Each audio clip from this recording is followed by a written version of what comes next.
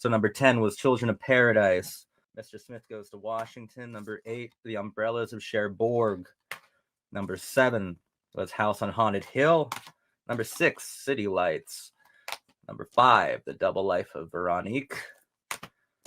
Number 4 is Cabaret, Amores Perros. Number 2, Scream. And number 1 is Metropolitan Barcelona and the Last Days of Disco. I think that we change. We change. We're not static beings. We're dynamic becomings. And art can be that way too, to a large degree. It's just that as you grow, as you, I don't want to use the word mature, but like as you garner more life experiences, your favorite film should reflect that. Your favorite films, like your top 10, should reflect where you currently are at the moment, and like which philosophy, which psychology, which sexualities you are most interested in engaging with at the time. And if your favorite films stay forever unchanged, that doesn't show to me loyalty or faithfulness. It shows to me that like a lack of growth, a complete lack of self-growth. I like that my favorite movies can change over time, or even just change, jockey for position. It kind of shows where you're at mentally and emotionally.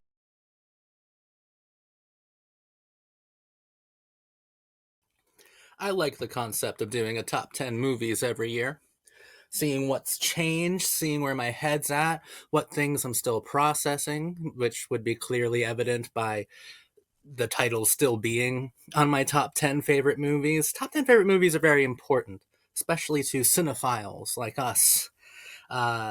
They're the most revealing thing, honestly. Each one of these 10 movies, my brother in Christ, I want you to be in this video, dude, but I can't. Just chill, man. Just chill. You're on the list, Charlie. You're still there, man. You're fucking evergreen, brother. Every one of these top 10 movies reveals something very intimate, very private, very secret, very passionate, very soulful about me. The closest I get to soulful is when I'm talking about my 10 favorite films. I love each of these, and each of these have informed me in ways that I can't really quantify. These 10 movies are currently in the process of keeping me alive. Like top 10 favorite movies for cinephiles should be a big deal. It should be a big deal. It's a big deal for me. But like I said a year ago, your favorite movies should change. Either the positions should change, jockey for position, or new films should be included. Some films should be removed to kind of show where you're at, because you don't want to be caught in the arrested development of cinema. Cinema is like the easiest place to get stuck within when it comes to immaturity. So you kind of want to grow and explore different things. And I think that making a top 10 list each year, when you're really open to changing the list, it's really revealing. It's therapeutic, because then you can see like, okay, these movies are still here. And not only are these movies still here, they're still high. So I'm still working through those things, like those, the philosophies, the psychologies, the eroticism, something within those films is still speaking to me. It's still very relevant. And we should spend more time, like make space for completely exploring those films and seeing if the fact that they haven't left, or the fact that now there are new films on here, isn't representative of something that might need maybe not correction, but attention. Top 10 films should be deeply personal, deeply revealing. Here we go. Without any further ado, I do have, I think, 3 honorable mentions I'd like to include, or else I wouldn't be able to sleep at night. These almost made it. They just didn't. Last year, The Double Life of Veronique was on the list. This year, it's not. I still love the movie. I would still call it one of my favorite films, but it's no longer top 10.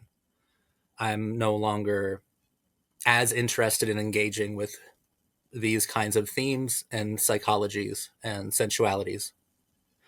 It has not made the list. Another one, heartbreaking for me. Cabaret has not made the list. And I still think it's beautiful. and I still hate myself for not including it. It's a beautiful musical, one of the ultimate misfit masterworks. Bob Fosse's a genius. I gotta continue, or else I'm convince myself to put that in the top 10 and rearrange this whole fucking thing again. And then lastly, The Misfits almost made it.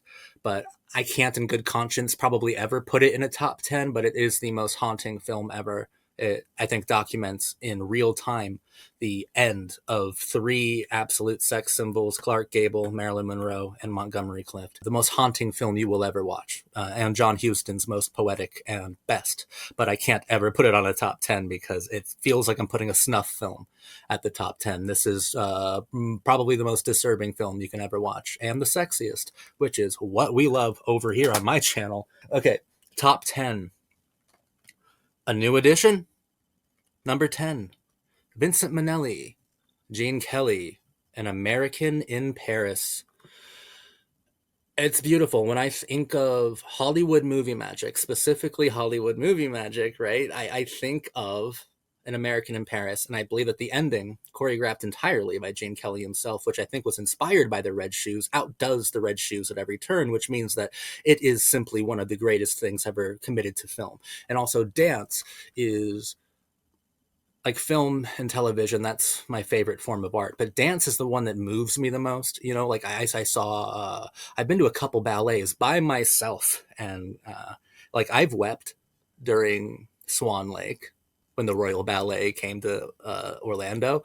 I wept, man, watching Sarah Lamb do some ballet. I love ballet.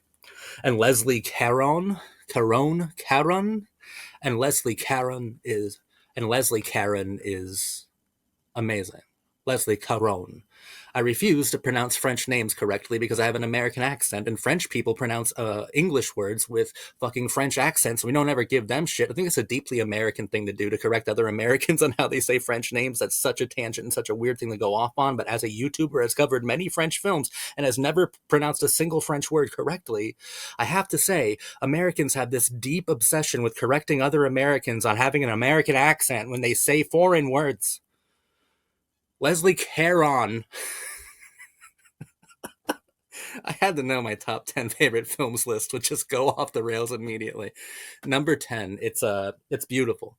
I think it's the power of dance, the power of song, the power of cinema, the power of Hollywood magic, the power of Vincent Minnelli, the power of Gene Kelly, and most of all, the power of Leslie Caron as this perfect cinematic ballerina, like ballerina of my dreams. I love this movie to death. Number 10, a perfect film.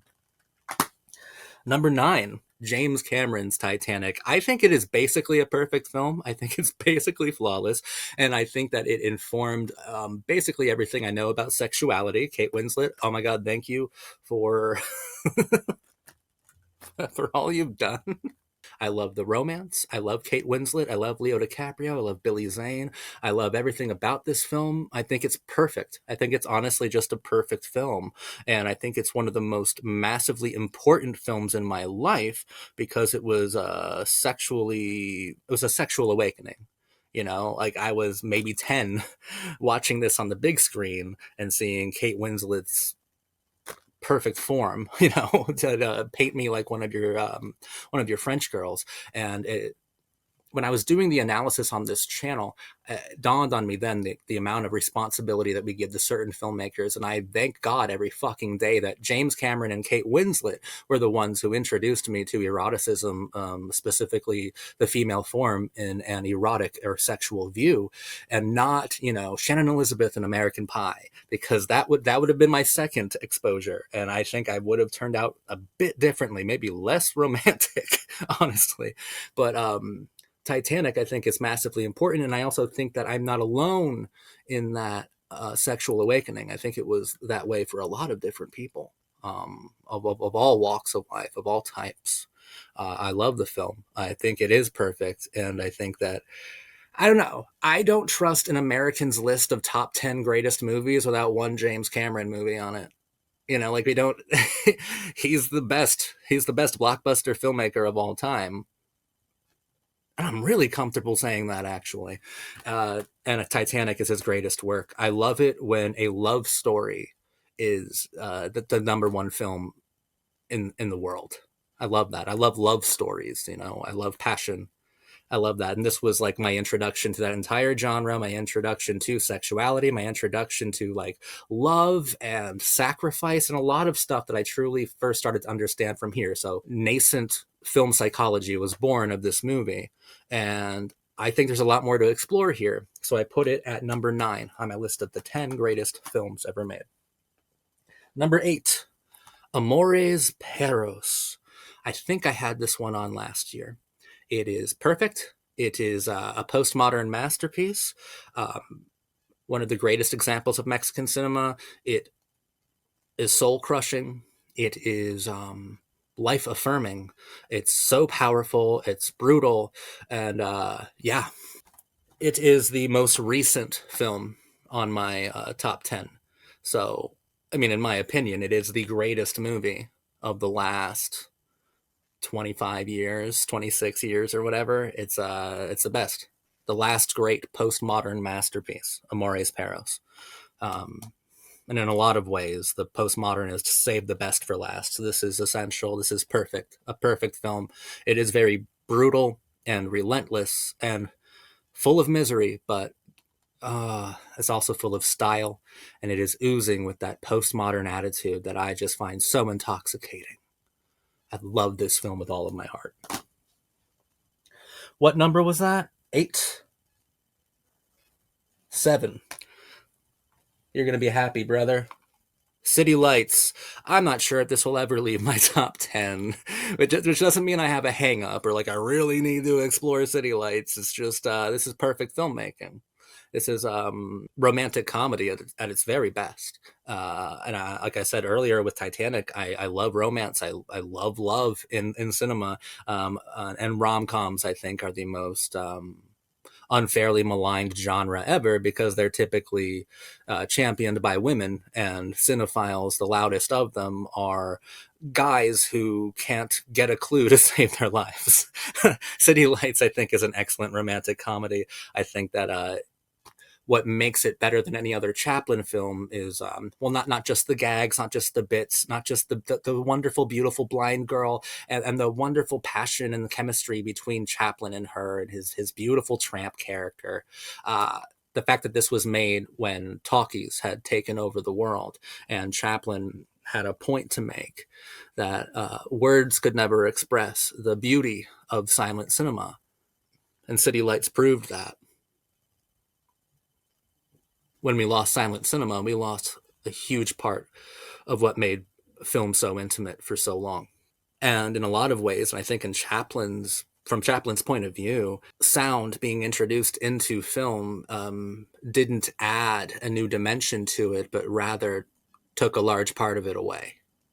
And City Lights, I think, is a beautiful work of art that was made as a swan song to the beautiful dead masterpieces and relics of the Silent Age. Number 6, House on Haunted Hill. I still think it's a wonderful postmodern movie. I still love it so much. I'm still the only person on the planet who thinks it's a masterpiece, and that's fine with me. I've got analysis videos on a bunch of these. If I start talking about House on Haunted Hill, it'll take me 10 minutes to get to my point and get to the next title, so we're not going to do that right now. Just House on Haunted Hill is still perfect, still stylish, still new horror, still everything I could possibly want from this kind of horror movie. It's beautiful. It's a masterpiece, and I will defend it, champion it, and sing its praises forever. I could never give this film enough flowers. House on Haunted Hill. Top 5. These are the big deals here. These are the icons. These are the gladiators. These are the films that mean the world to me. Even more than those films, which also mean the world to me. These are even more important. At number 5, Pretty in Pink has made it to my top 10, has entered into the pantheon of beautiful films. It's one of the greatest films ever made, with some of the most beautiful characters ever. John Hughes' greatest script. I think it's a classic that will never be surpassed. I think Pretty in Pink is the quintessential, the perfect teen film. It is lovable, it is charming, it is full of misfit aspirations, misfit wants, misfit desires, and the ultimate tragedy of coming of age, the attraction to conformity. That ultimately every great misfit will not only desire a conformist, but will become a conformist. Also, the opposite could be just as true. We have to remember that. A conformist will always have to entertain a mischievous spark within themselves in their teenage years. And I think that Ducky, played by John Cryer, is like a pitch perfect example of the ultimate misfit, whereas Steph, played by James Spader, in a role that I think is so underrated, it's just as legendary as Ducky's. Like Ducky and Steph, those names should be equally as big. Steph is Blaine's best friend, which makes Steph Blaine's Ducky, but Blaine is a conformist, which makes Steph the ultimate conformist, which makes him a fascist, which makes him evil, right? This is the beginning of the Chuck Bass archetype that we would see fully fleshed out within Gossip Girl. Just, I can't even spend 30 seconds on this movie. I have to talk about it endlessly. I love this film so much. Molly Ringwald's best film, the best film of the Molly trilogy being 16 Candles, The Breakfast Club, and Pretty in Pink. It is the greatest 80s teen film, and probably the greatest teen film of all time. Number 4, Candyman. The more I watch Candyman, the more perfect I believe it is. The more I think about Candyman, the more haunting I find it.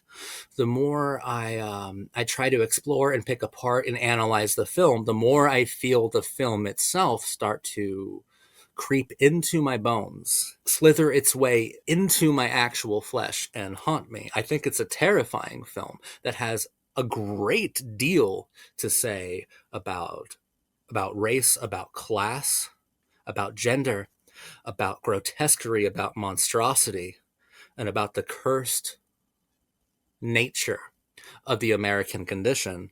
I think that Candyman is easily one of the 5 greatest films of all time. It's stylish, it is full of philosophy and one of the most damaged psychologies you will ever encounter. It's cool, it's fun, it's scary.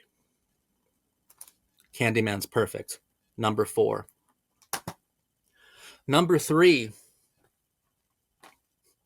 We're in the top 3 now. These are the films I'd fight you over. These are the films I'd go to war over. These are the films I'd do anything for, because I feel that in a way, these films have done everything for me. Just taking my time, building up the suspense, the tension. Hell, I'll even...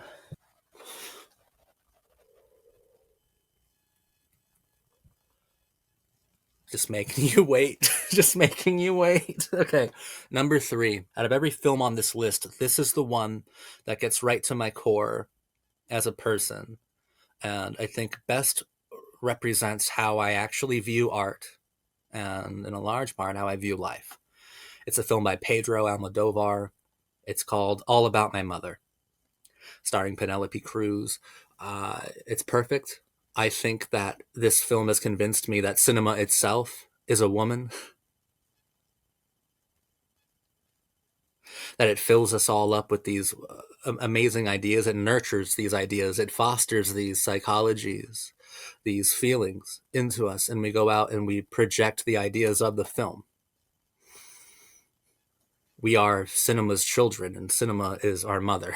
It's all about my mother, all about rehearsing the role of the mother, all about reshaping the feminine role of cinema itself. I have an analysis of this film, and I'm very proud of my analysis. I wish it got a little bit more attention, but it got a decent amount of attention, and I'm happy with the attention that it got. I just wish it got a little bit more, because I don't know, man. This film is beautiful for me. This film is I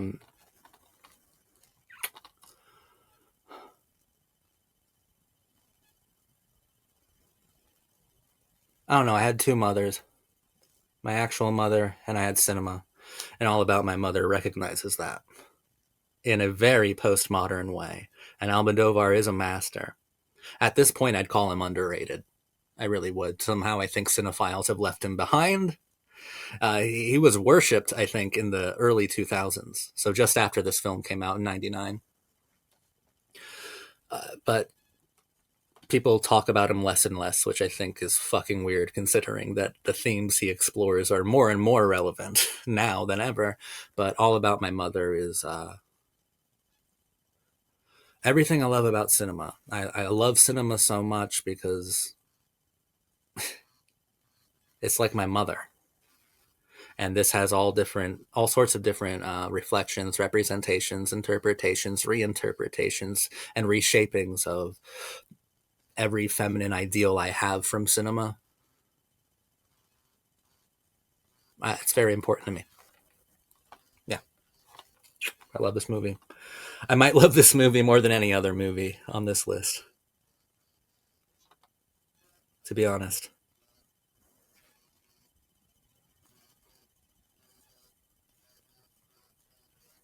You know I want to do it. You know I want to make this one number one.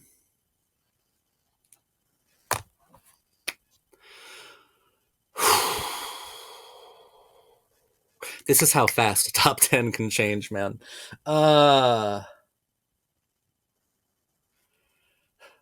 Next up.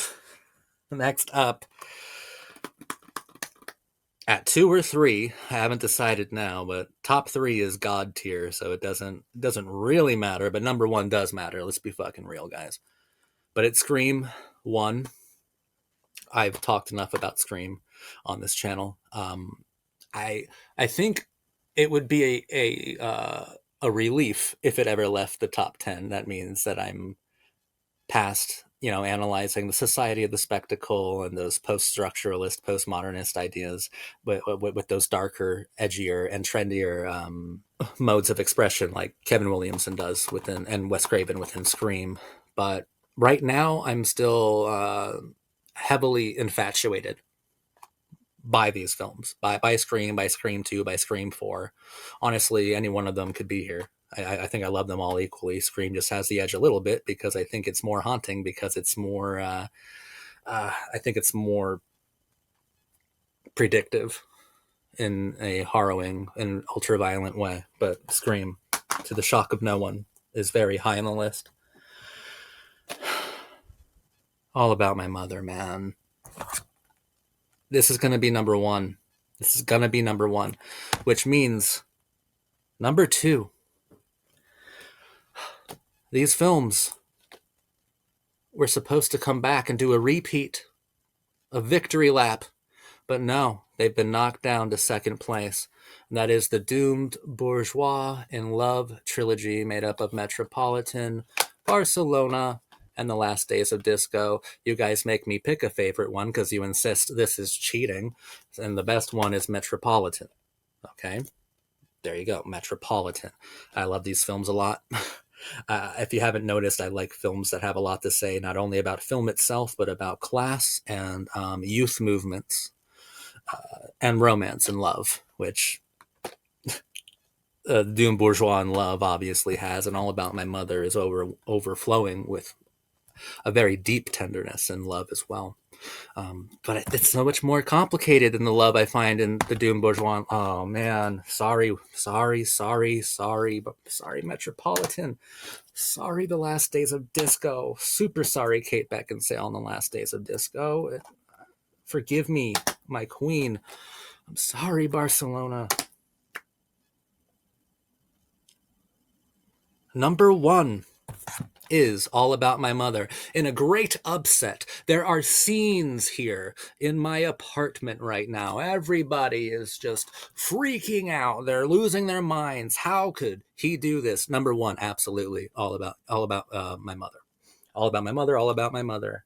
And it's about fucking time. All About My Mother is my favorite film of all time.